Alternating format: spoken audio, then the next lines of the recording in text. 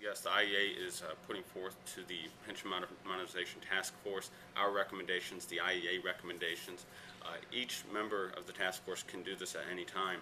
IEA feels comfortable now to put them forward to the task force members, simply because our recommendations are factually based.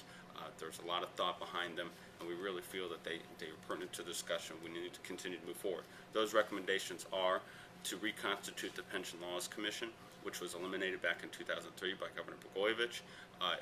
It's comprised of members of labor, members of business, members of the public, and General Assembly members, legislators. It's another additional venue where factual data is reviewed and decisions are made. The legislative committees can do the same thing, but this gives another layer to vet pieces of legislation that deals with pension benefits.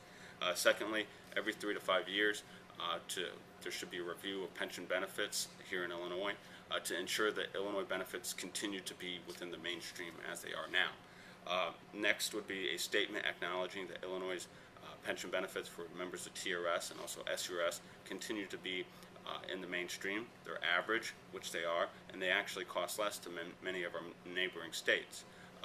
That's backed up by our comparison to Missouri, Kentucky, Wisconsin, Indiana, and a number of other states nationwide that continue to reaffirm that Illinois benefits are not out of the mainstream and that they are very affordable.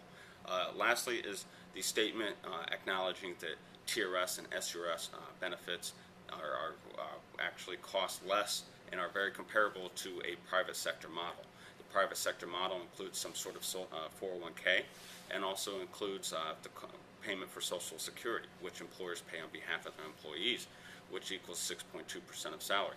And when you compare TRS and SURS to the cost of Social Security, it's very similar, within 0.4%. And we need to make sure the General Assembly members and the public know that our members do not receive Social Security, which is a huge cost that members in the business community must pay on behalf of their employees. What's next for pensions? Yes, the task force is going to continue to meet through the month of October. Like as I stated earlier, that we will continue to discuss ideas brought forward by other members of the task force. We'll at least have 2, maybe 3 more meetings this month. The veto session is approaching us fast here in the month of October. At the end, there may be an inconclusive report from the Pension Modernization Task Force.